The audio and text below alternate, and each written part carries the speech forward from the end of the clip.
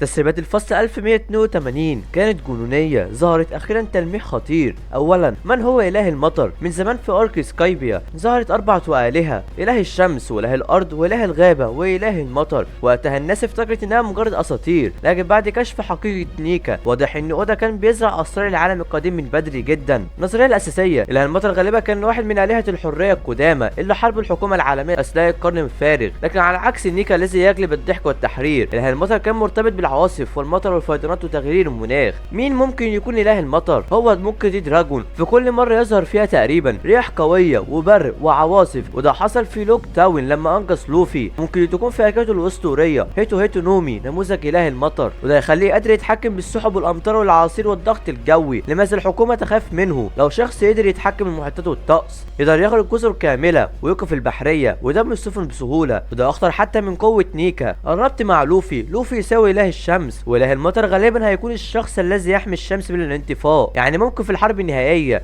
نشوف الشمس والبرق والعواصف ضد الظلام الخاص بايمو. وما تنسوش الاشتراك في القناه واللايك الجميل على الفيديو.